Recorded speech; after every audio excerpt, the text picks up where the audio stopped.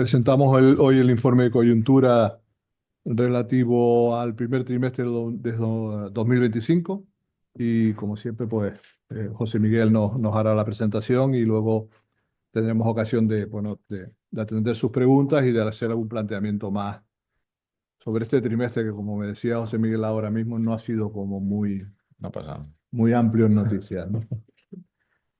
¿Qué tal? Buenos días a todos y a todos.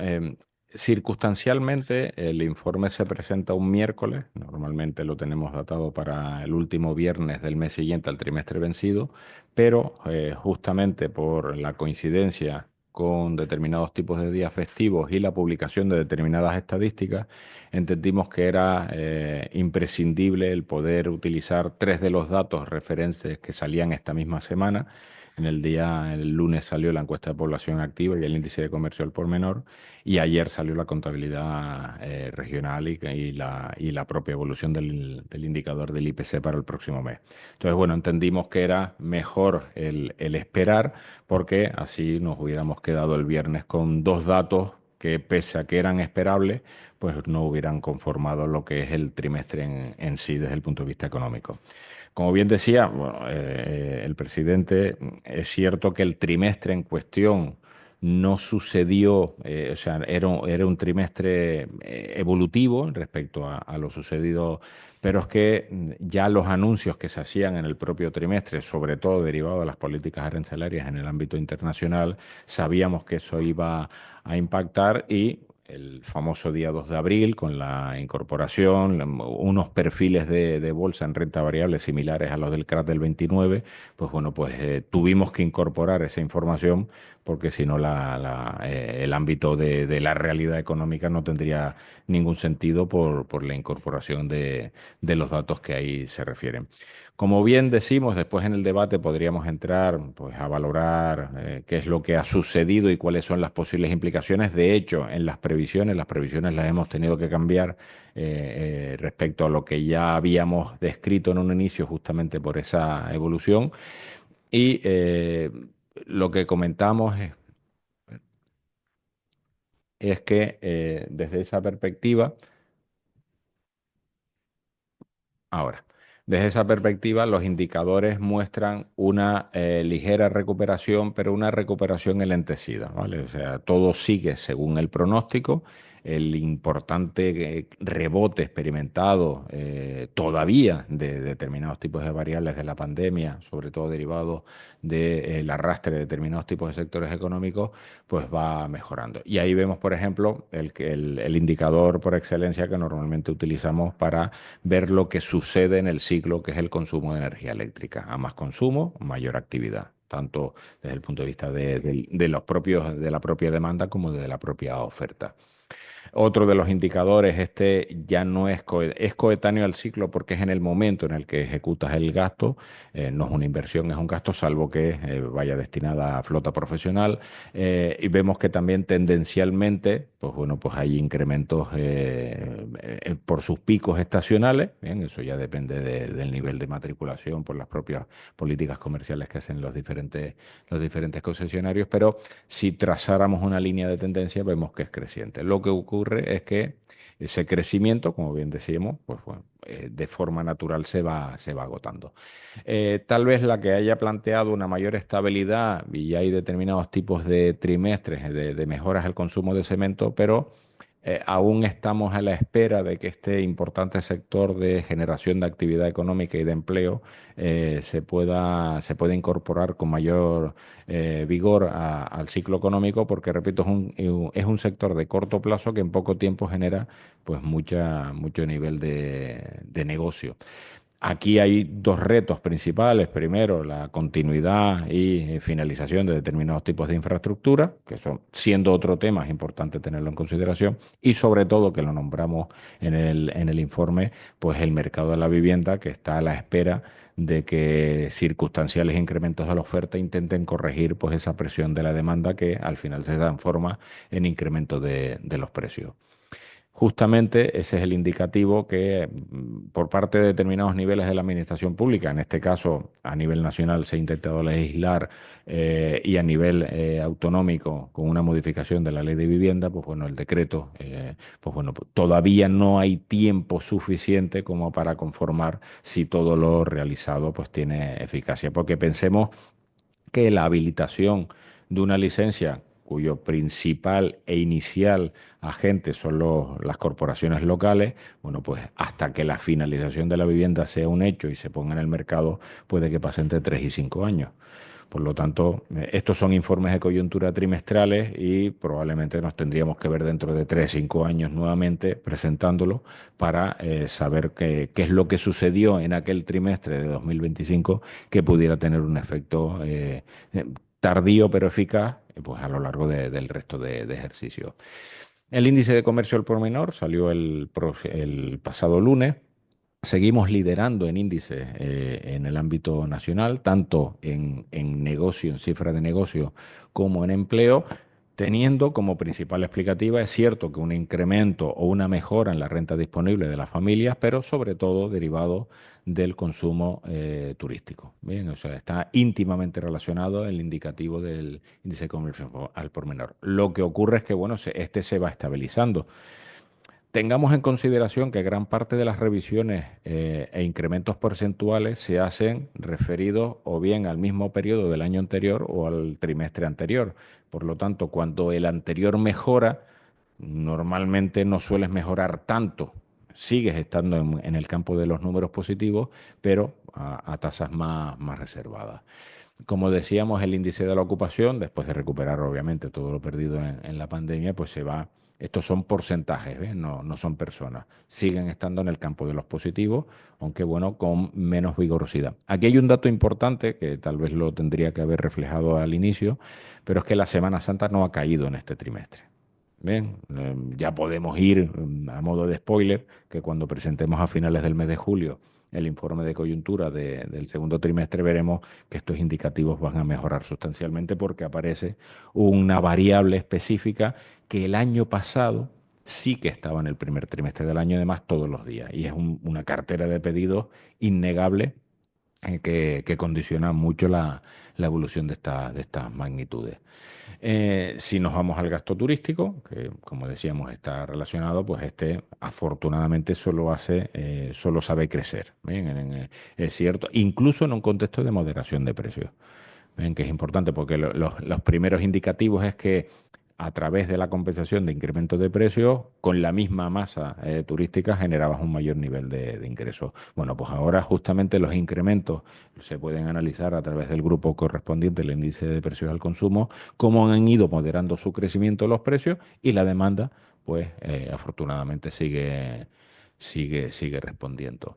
Otro de los grandes vencedores del ciclo expansivo es la recaudación del IGIC sin necesidad de modificar nada.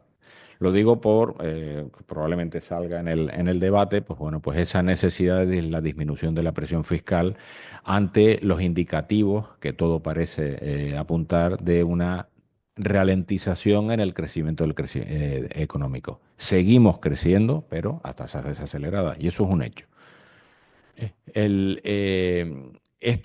Como decíamos, la inflación se ha ido moderando, ya no solo la inflación general, los grupos generales, porque los incrementos experimentados en los mismos meses del trimestre del pasado año, tanto en carburantes como en electricidad, eran algo más volátiles. En este caso, pues son los que han alimentado la bajada del índice general. Y digo el general, y lo recalco bien porque bueno, aquí aparecen los diferentes grupos en donde estos han ido minimizando la vigorosidad de su crecimiento. Fíjense cómo en 2022 gran parte del debate se centraba en la alimentación y bebidas no alcohólicas y ahora ya pues siguen siendo positivos, pero a tasa. E incluso cuando analizamos y nos vamos al microdato de la rúbrica, que es lo que se denomina los grupos en los que se descomponen cada una de las partidas, vemos que hay determinados tipos de bienes. El aceite, por ejemplo, ¿no? Que es el que todos estamos pensando, pues ya tiene el signo negativo delante. Y ahí es cuando se indica que aparece un descenso de los precios. Y como decíamos también, lo que es restaurante y hostelerías también han ido minorando, ¿no? El grupo que está el quinto por la cola, no sé, así, pues ha ido minorando también la potencia de crecimiento. Vestido y calzado siempre están por ahora en negativo y desde el punto de vista de carburantes, que se ve reflejado en el transporte, y electricidad, que se ve reflejado en el consumo de vivienda. Esto no es precio de vivienda, sino aprovisionamiento de las viviendas, pues vemos cómo ha ido minorando. Y lo que decía antes es que realmente la mayor preocupación que teníamos a la hora del 2022 y principios del 23 era la inflación subyacente, que es la inflación estructural. Bien, esta, por fortuna, se ha ido desinflando sin ningún tipo de componente aleatorio. Y cuando hablamos de componente aleatorio, hablamos principalmente de los recursos energéticos. ¿Cuáles son las previsiones para la inflación? Las previsiones para la inflación, si salvo que desde el otro lado del Atlántico venga una relajación que aparentemente ya los propios mercados de renta variable están adelantando, pues esta inflación puede que se detenga en lo que a su descenso se refiere. Razón de más, hemos a escasos, en el jueves de Santo, por ejemplo, la propia, o sea, el Banco Central Europeo disminuyó tipos de interés y están presionando para que la Reserva Federal Americana también los haga. Aquí hay un problema de apreciación del euro con el dólar, en donde se abaratan las exportaciones, pero se encarecen, bueno, se encarecen las exportaciones, pero se abaratan las importaciones. Bueno, pues tengamos en consideración esa circunstancia porque a lo mejor no terminamos el año, salvo que, como siempre se dice en economía, que predecimos el pasado, salvo que aparezca una posibilidad de relajación que todo parece indicar que en los primeros 100 días, pues el propio presidente de los Estados Unidos ha reconocido que, bueno, una cosa es la pretensión y otra cosa es la solución, algo que los aranceles, y recuerdo que lo dijimos aquí en la presentación del último trimestre del pasado año, dijimos que se iba a generar un problema y de hecho se ha generado un problema. Los tipos de interés, como decíamos, que son los que han afianzado también esa disminución de la inflación, ha ido bajando y el reflejo es en el Euribor. Bien, ya están en torno al 2,01, 2,02, el Euribor diario, todavía está 25, 23 puntos básicos por encima de 0,23 puntos básicos por encima del precio oficial del dinero, pero bueno, continúa con esa tendencia. Eso ha hecho que la evolución de los créditos, pues bueno, pues la relajación en el ámbito del coste financiero ha originado mejoras en la evolución de los créditos. Mientras que en el ahorro, también, pese a estar menos remunerado, también el incremento de la renta disponible por parte de la familia ha originado mejoras en la capacidad de ahorro.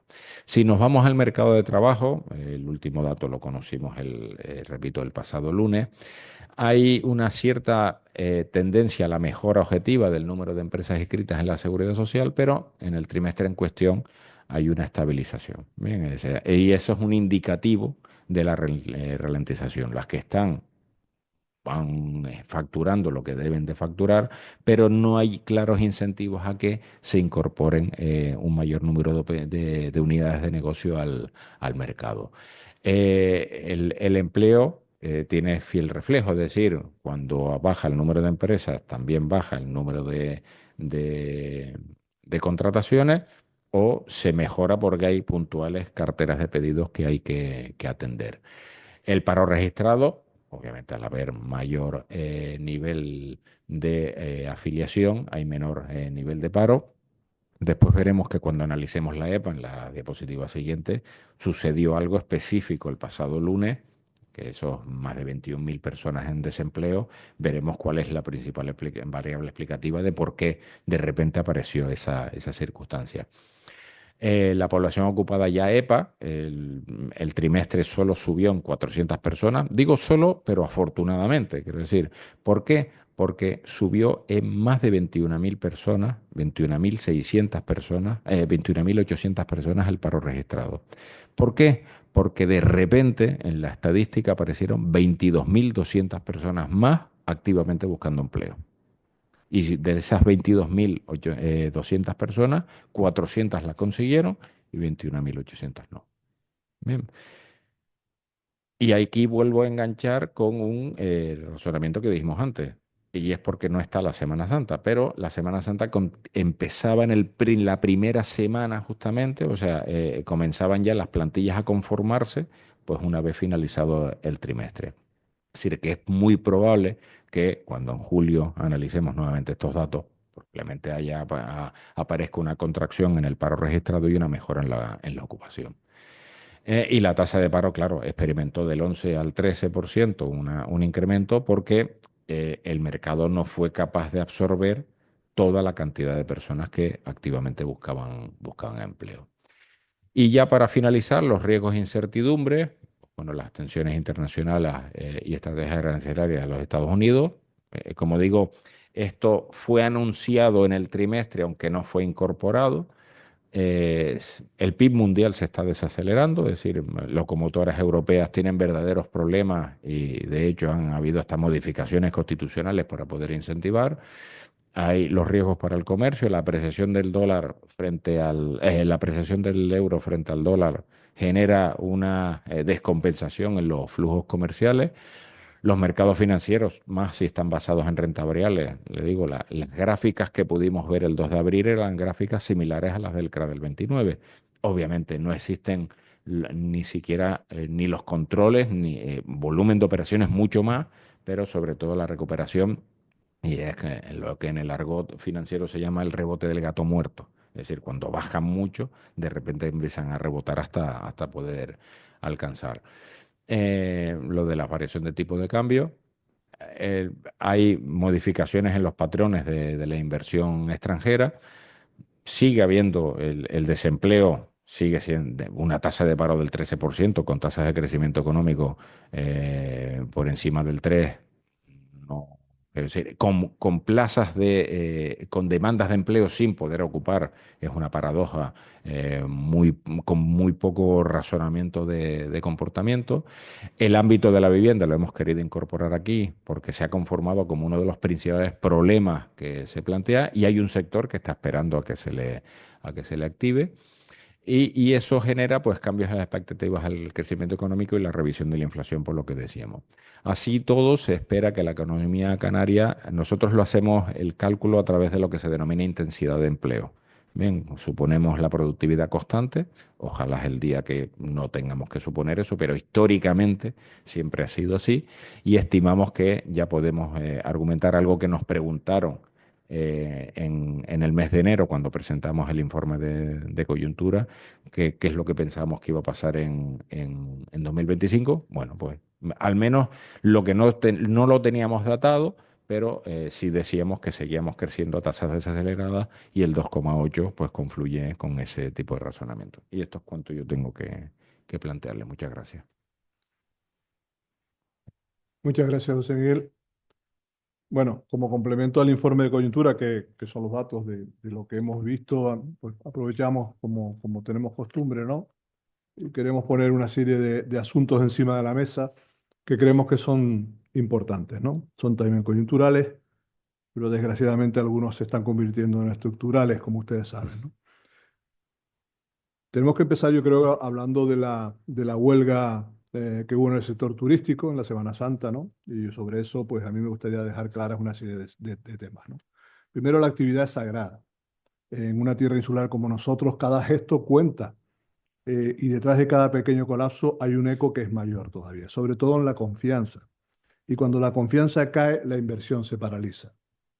Esto yo creo que es algo que no podemos permitirnos, y no podemos convertir la negociación colectiva y la actividad económica en un campo de batalla.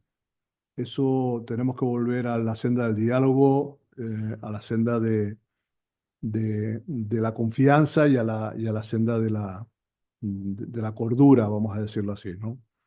Nosotros, o sea, el sector ha vuelto a ofrecerle a los sindicatos una fecha, ¿no? A principios de mayo para empezar a volver a negociar el convenio. Ya no estamos hablando de una negociación específica para los problemas que habían de cara a la Semana Santa, sino que es un problema ya de convenio colectivo, por lo cual, pues vamos a hacer un planteamiento que tenga que ser constructivo, pero al mismo tiempo que tenga carácter de continuidad, ¿no?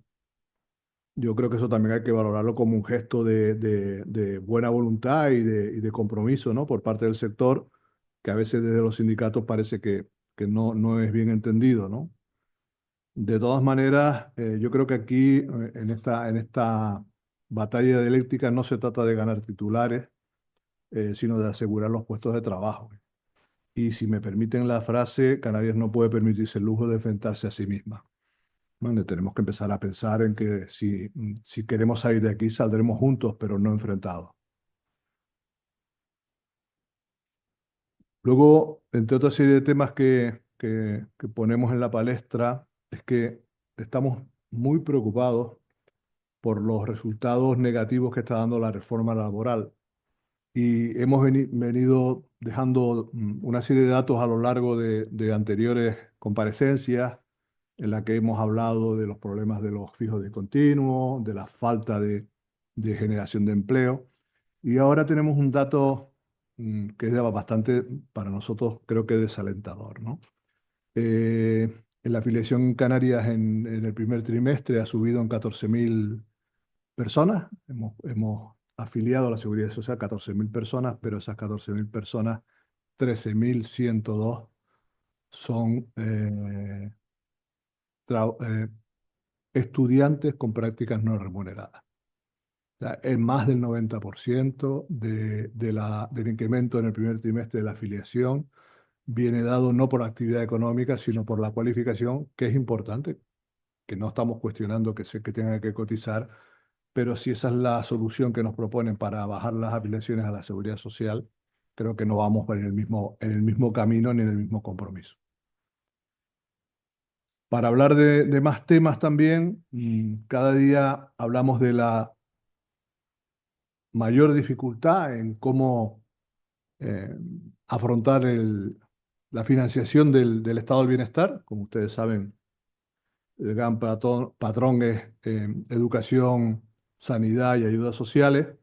Y les quiero dar un dato de distribución de la población en España que habla a las claras de la situación precaria en la que nos estamos metiendo.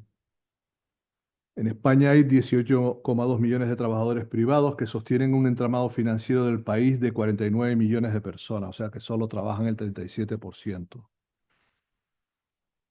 Hay 3.500.000 trabajadores públicos con salarios además por encima de la media de los privados. Tocamos a un empleado público por cada 5 trabajadores de la privada.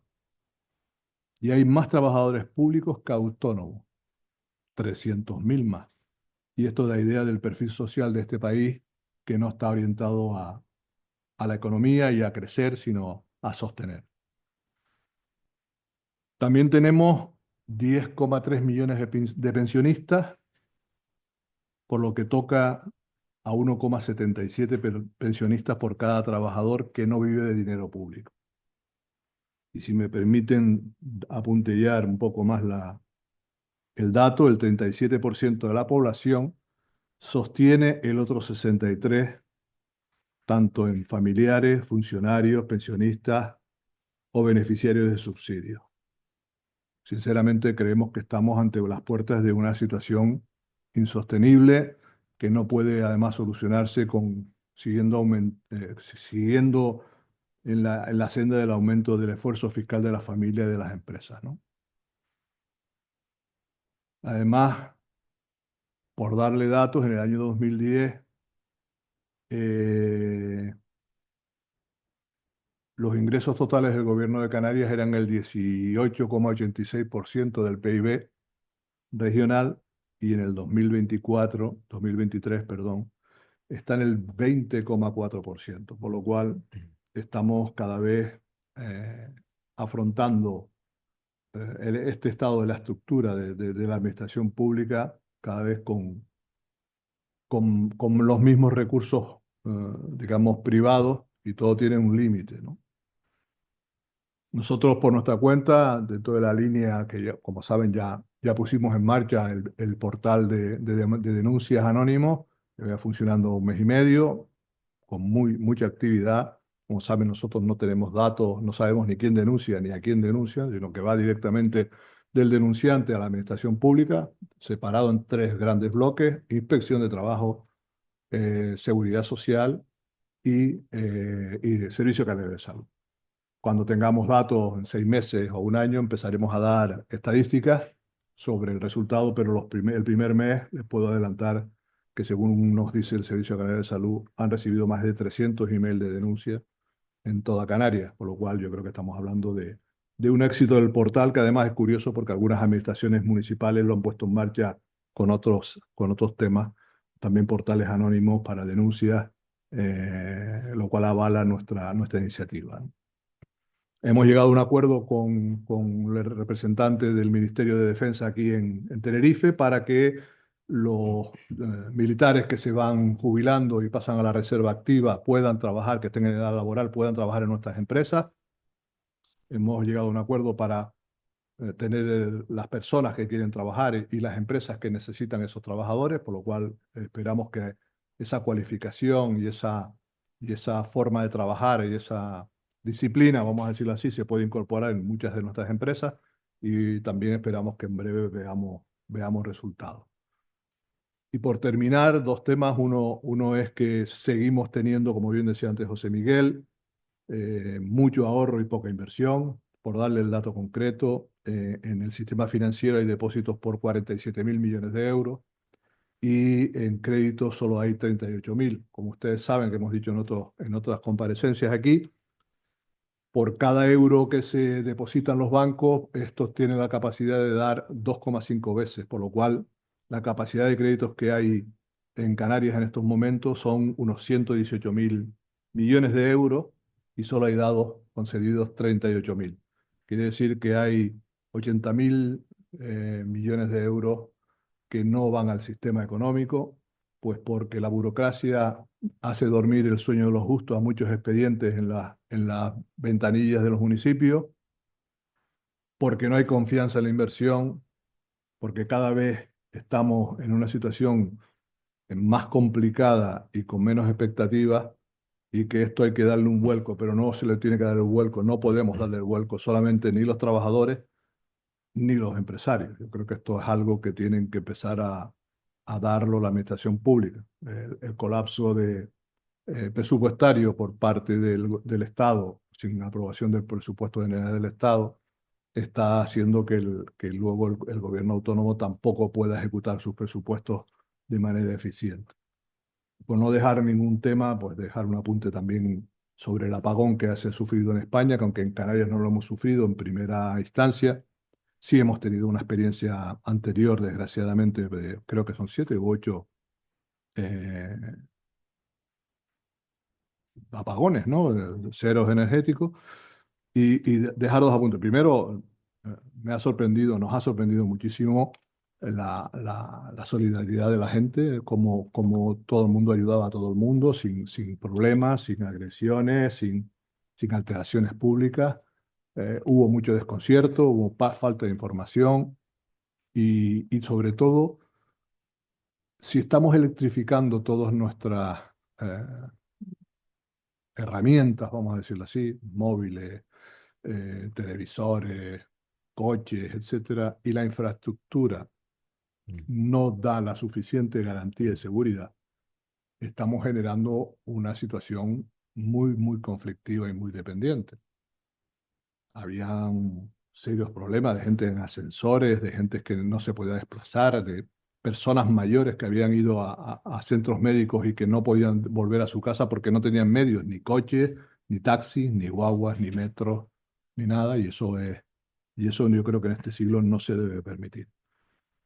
Dicho eso, bueno, estamos aquí también, y José Miguel ha hecho un informe muy, muy importante, muy bueno, como siempre lo hace, y estamos a disposición de cualquier pregunta de este tema o de estos temas o cualquiera de ustedes otras inquietudes que tengan.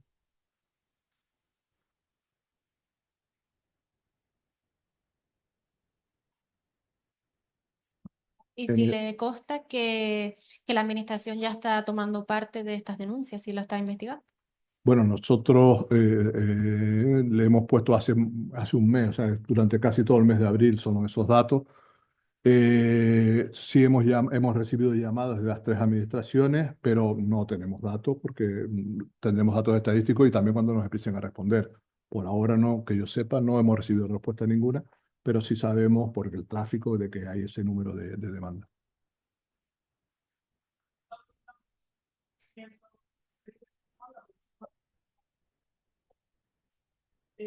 Y me ha parecido oír que como que prevé una desaceleración.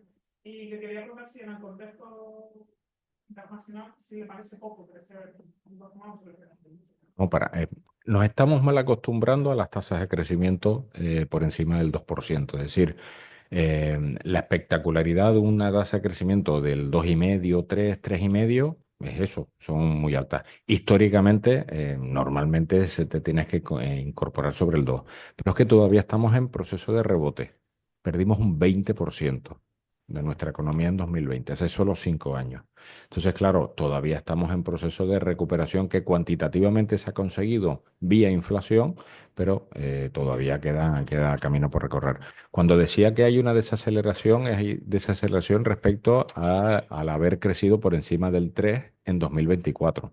O sea, todo dependerá de, por ejemplo, el año pasado, trimestre tras trimestre íbamos revisando porque las consideraciones económicas iban mejorando y por eso se sobrepasó la tasa de crecimiento del 3%. Lo que naturalmente es poco probable seguir manteniendo este ritmo. Es deseable, pero es poco probable. Es decir, antes el presidente lo planteaba desde el punto de vista de la evolución del mercado de trabajo.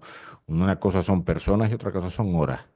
Y justamente personas hay más ocupadas, pero en horas de trabajo prácticamente no se ha mejorado. De hecho, hay pequeños tímidos e indicativos de mejora en la productividad, justamente por eso, porque la mejora en el Producto Interior Bruto no se ha visto correspondida con toda la capacidad potencial que tiene la economía en personas a tiempo equivalente a jornada completa anual, que es lo que se denomina.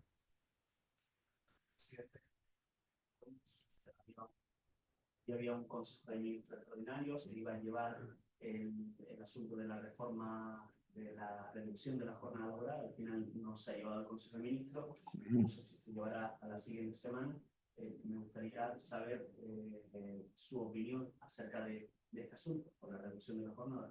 Sí, bueno, nosotros hemos dicho, perdón, por activa y por pasiva, que no nos gusta tal como tiene planteada la reducción de jornada. No solamente nos genera un incremento de costes importante, no es lo mismo una persona que trabaje 40 horas por un salario que 37 por el mismo salario, pero al mismo tiempo también nos cambia todas las estructuras en las formas de trabajar. Esas horas que no se trabajan o las dejamos de hacer en el mercado, por lo cual facturamos menos, cobramos menos, gestionamos menos, o tenemos que poner gente que cubra esos puestos de trabajo, que además no es lo mismo en una empresa del sector agrícola o una empresa del sector del comercio o de restauración que en una empresa aeroespacial o una empresa de industria tecnológica. Entonces, el hecho de que ese borrador no tenga, vamos a decir así, salvedades para las pymes, para una serie de sectores, el café para todos yo creo que está demostrando, y lo está demostrando, como decía antes, ¿no? Con las reformas laborales no están dando los resultados que el gobierno pretende hacer con esta reforma unilateral. El diálogo nos permitiría avanzar algo más. Nosotros no nos negamos a la reducción de jornada siempre que se pacte en negociación colectiva o en convenios con los sectores o incluso en las empresas, porque hay empresas que sí lo pueden asumir y otras no. Y el café para todos, yo creo que es lo que no podemos hacer es que después se anule el crecimiento y la mejora de uno con las pérdidas de otro. Ya decíamos en un informe anterior que las empresas productivas en España cada vez son más productivas porque tienen medios y tienen recursos, pero las que no son productivas, que son las pequeñas, sobre todo los autónomos, cada vez son menos productivas. Entonces, si seguimos eh, atacando de esa manera al sector, a las pymes, que son el 62% del PIB de este país, al final lo que estamos haciendo es que estamos ayudándoles a contraer su aportación. Después nos quejamos que las previsiones de incremento del PIB pasen del 3 largo al 2 y algo. Y además, algún empresario del sector hotelero, ya hablando del caso de Canarias, nos está diciendo de que hay un parón en las reservas de cara al verano. Que sí, porque la situación ya lo han visto también, está recogido en Estados Unidos, ¿no? De que hay una bajada de un 15% en Estados Unidos de reservas turísticas de cada verano y no es tanto en Canarias, no tengo el porcentaje todavía, pero y además creemos que lo podemos recuperar al final, lo que es la última hora. Pero está claro que todas estas situaciones, aranceles, inestabilidad, etcétera, lo que está haciendo es que la gente se plantee hasta el último momento si le va a afectar o no la situación económica antes de tomar la decisión de irse de vacaciones, y vivimos de las vacaciones.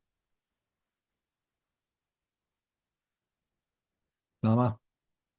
Pues pero pregunta o respuesta. Pregunta. Yo respuestas tengo pocas.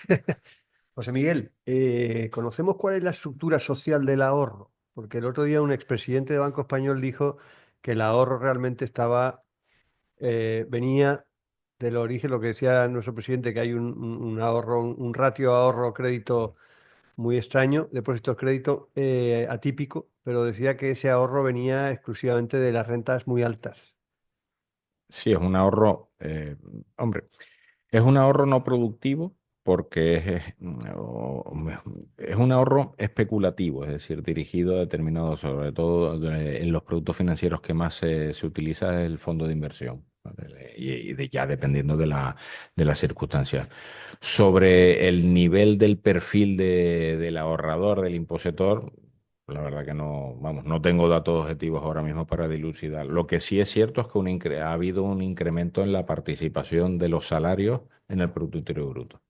Es decir, hay una correlación. ¿Por qué? Porque hay más personas empleadas. Entonces, no sabemos si es por disciplina financiera de cada una de las familias, pero no sé, vamos, sería un buen tema a analizar para conocer la Bueno, estructura social del ahorro. él ponía por encima de 600.000 euros.